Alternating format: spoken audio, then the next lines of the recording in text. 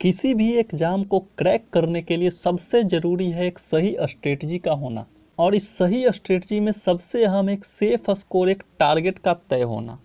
एक ऐसा safe score जिसके बारे में हम यह कह सकें कि यदि मैंने यह मार्क्स अचीव कर लिया तो मुझे मेरे सिलेक्शन से कोई नहीं रोक सकता। लेकिन यह सेफ स्कोर इतना हाई भी ना हो कि हम उसे अचीव ही ना कर पाएँ। हम अपने इस वीडियो में बात करने वाले हैं आरआरबी एनटीपीसी के लिए इसी सेफ स्कोर के बारे में। यदि हम किसी एग्जाम का कट ऑफ प्रेडिक्ट करना चाहते हैं तो इसके लिए एक सबसे अच्छा आधार हो सकता है उस एग्जाम का प्रीवियस ईयर कट ऑफ। वह एग्जाम इससे पहले जब कभी भी हुई हो उसमें इसका कट ऑफ क्या रहा है, उसका पैटर्न क्या रहा है, बशर्ते कि हम उस समय की हर कंडीशन को और आज की हर कंडीशंस को एडजस्ट कर सकें, और इसके बाद हम दोनों को कंपेयर करके एक एक्सपेक्टेड कट ऑफ की ओर जा सकते हैं। आप यहाँ आरआरबी एनटीपीसी के प्रीवियस एग्जाम के सारे आरआरबी की कट ऑफ देख सकते हैं। सीबीटी 1 की इसे मैंने डिक्रीजिंग ऑर्डर में अरेंज किया है। तो सबसे हाईएस्ट कट ऑफ चंडीगढ़ की गई थी 82.27, और अदर कैटेगरी की सारी कट ऑफ आप यहाँ देख सकते हैं। इसी को डिक्रीजिंग ऑर्डर में आप देखें तो इस प्रकार से अलग अलग आरआरबी के अलग अलग कट ऑफ थे। मैं इसे धीरे धीरे स्लाइड कर रहा हूँ, आप देख सकते हैं। तो ये देखिए, और इस प्रकार यहाँ की जो सबसे लोवेस्ट कट ऑफ जिस आरआरबी की गई थी वो था मुजफ्फरपुर। आप यहाँ देखिए उसकी सबसे लोवेस्ट कट ऑफ है, और लगभग सभी कैटेगरी में इसकी कट ऑफ लोवेस्ट ही है। तो इस प्रकार आप देख सकते हैं कि अलग अलग आरआरबी में कट ऑफ में काफ़ी वेरिएशन है। तो यहाँ मैंने किसी एक आरआरबी को ना लेकर मैं इन सभी आरआरबी का एवरेज डेटा लेता हूँ, तो मुझे मिलता है कि लगभग जनरल कैटेगरी की 72, ओबीसी की 63, एससी की 53 और एसटी की 45 कट ऑफ एवरेज बनती है। तो यदि हम इस कट ऑफ से अभी के एग्जाम की कट ऑफ को प्रेडिक्ट करना चाहें तो हमें इसके साथ साथ उन फैक्टर्स को भी कंसीडर करना होगा जो कि किसी कट ऑफ को प्रभावित करते हैं। तो यदि हम ऐसे फैक्टर्स की बात करें तो ऐसे फैक्टर्स बहुत हैं, लेकिन हम उसमें से मुख्य रूप से 4 फैक्टर्स को कंसीडर करना जरूरी समझते हैं जो कि हमारे कट ऑफ को प्रभावित करते हैं। ये जो हाई कट ऑफ आप देख रहे हैं इसके पीछे भी एक लॉजिक है। रियलिटी में वास्तविक स्थिति कुछ और है, और ये बात आप समझ जाएंगे जब हम उन चारों फैक्टर्स को दोनों सिनारियों से 2015 की वैकेंसी और 2019 की वैकेंसी दोनों के हिसाब से कंपेयर करेंगे और उस सभी फैक्टर्स का एनालिसिस करेंगे तो आप इस बात को अच्छे से समझ जाएंगे कि ये जो कट ऑफ हमें देखने को मिल रहा है वास्तव में इसकी हकीकत क्या है। पहला फैक्टर है टोटल नंबर ऑफ कैंडिडेट्स जिन्होंने आवेदन किया था।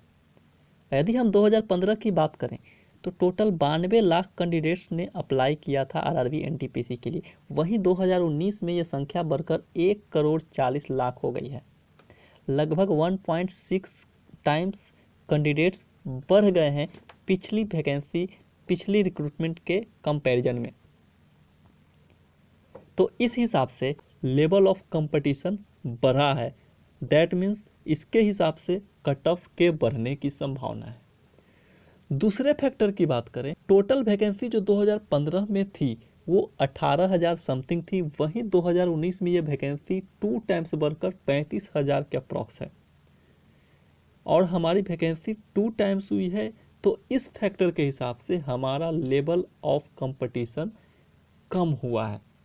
तो हम शुरू के दोनों फैक्टर को कंपेयर करें तो हम देखते हैं कि जहां टोटल कैंडिडेट 1.5 गुना बढ़े हैं वहीं मेरी सीट 2 गुना बढ़ गई है। तो ओवरऑल हम यह कह सकते हैं कि इन दोनों फैक्टर्स को समराइज करने के बाद हम इस कंक्लूजन पे आ सकते हैं कि हमारा लेवल ऑफ कंपटीशन कम हुआ है। अब बात करते हैं हम तीसरे फैक्टर की जो अभी के वक्त के हिसाब से काफ़ी इम्पोर्टेंट है, वो है अनएम्प्लॉयमेंट इशू। अनएम्प्लॉयमेंट जो है दिन प्रतिदिन साल प्रति साल बढ़ता जा रहा है, जिसकी वजह से लेवल ऑफ कंपटीशन भी इंक्रीज हो रहा है। कट ऑफ भी हर साल हर एग्जाम के इंक्रीज हो रहे हैं। तो पहले और दूसरे फैक्टर को मिला करके हमारा लेवल ऑफ कंपटीशन कम होता है, और तीसरे फैक्टर के हिसाब से मेरा लेवल ऑफ कंपटीशन बढ़ रहा है। तो इन तीनों फैक्टर को ऑप्टिमाइज करके हम इस नतीजे पे पहुंच सकते हैं कि हमारा कट ऑफ पिछली बार की तरह ही होने की संभावनाएं हैं। अब बात कर लेते हैं हम अपने सबसे इम्पॉर्टेंट फैक्टर नॉर्मलाइजेशन की। ये एक मैथमेटिकल टूल है जो स्टैटिस्टिक्स पर वर्क करती है। इसके पीछे एक मेथड और एल्गोरिदम होता है। यदि डिफरेंट एग्जाम में सेम मेथड और एल्गोरिदम यूज हो तो फिर इस फैक्टर का कोई इफेक्ट नहीं रह जाता, मतलब कि यह फैक्टर कोई डिफरेंस क्रिएट नहीं करती, इसका सेम इफेक्ट दोनों पे होगा। लेकिन यहाँ यह फैक्टर इसलिए इम्पोर्टेंट हो जाता है क्योंकि 2015 की वैकेंसी में जो मेथड और एल्गोरिदम यूज किए गए थे वो और अभी 2019 के एग्ज़ाम में जो मेथड यूज किए जाने वाले, इन दोनों में बहुत फ़र्क है। पिछला वाला नॉर्मलाइजेशन क्वेश्चन पर बेस्ड था, क्वेश्चन के टफनेस लेवल पर डिपेंडेंट था, जबकि इस बार का जो नॉर्मलाइजेशन होने वाला है वो शिफ्ट ओरिएंटेड है, वो शिफ्ट के टफनेस लेवल के हिसाब से कैलकुलेट होता है। अब इसके पीछे, इन दोनों के पीछे क्या फार्मूला है, मेथड है, कौन सा एल्गोरिदम है, कैसे ये वर्क करता है, ये एक अपने आप में एक विस्तृत विषय है और इसके बारे में मैं आपको एक किसी नेक्स्ट वीडियो में डिटेल में इसे एक्सप्लेन करूंगा और बहुत सिंपल तरीके से समझाने की कोशिश करूंगा। लेकिन फिलहाल आप यह समझिए कि जो 2015 में जो नॉर्मलाइजेशन का मेथड यूज हुआ था उसमें कैंडिडेट्स के एवरेज 15-18 मार्क्स इंक्रीज हुए थे, जबकि जो इस बार होने वाला है, जो नॉर्मलाइजेशन मेथड इस बार यूज होगा उसमें 2-3 या मैक्सिमम 4 नंबर तक औसतन इंक्रीज होंगे। किसी किसी शिफ्ट में 6 से 8 इंक्रीज हो सकते हैं जो कि बहुत ज़्यादा टफ हो, लेकिन औसत की बात करें तो 2 से 4 नंबर का इंक्रीमेंट हमें देखने को मिलेगा इस बार के एग्ज़ाम में, जबकि पिछले बार हमें 15 से 20 नंबर तक एवरेज बढ़ने को मिले थे, यहाँ तक कि 25-25, 30-30 नंबर तक बच्चों के बढ़े थे।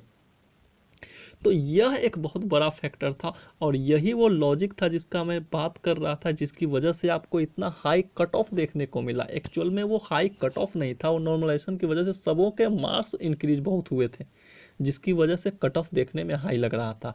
एक्चुअली रॉ मार्क्स की हम बात करें तो जहां हम बात करें थे 72 एवरेज मार्क्स, तो आप उसमें से 15 भी डिडक्ट करें तो आप 57-60 के आसपास आ रहे हैं।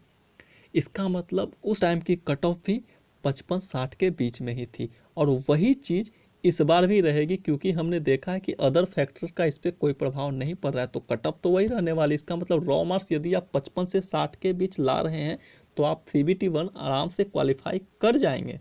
लेकिन यदि हम सेफ मार्क्स की बात करें, जो सेफ्टी के लिए, जिस पे हम यह कह सकें कि किसी भी कंडीशन में, वर्स्ट से वर्स्ट कंडीशन में हमारे लिए वो सेफ स्कोर हो, तो उसके लिए हम आपको इससे 5 नंबर की छूट देते हैं और मेरे हिसाब से हम कह सकते हैं कि 65 marks for unreserved category is sufficient to qualify CBT 1 of RRB NTPC।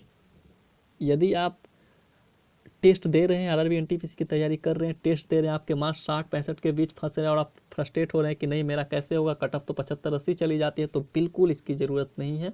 मैंने पूरे तर्क, पूरे रीजन के साथ आपको यह एक्सप्लेन किया है कि कट ऑफ किन किन फैक्टर्स पे डिपेंड करती है, पिछली बार की कट ऑफ इतनी जो हाई हमें दिख रही है उसका वास्तविक कारण क्या था और एक्चुअल में उसके पीछे उसकी क्या हकीकत है, वो मैंने आपको बतलाया।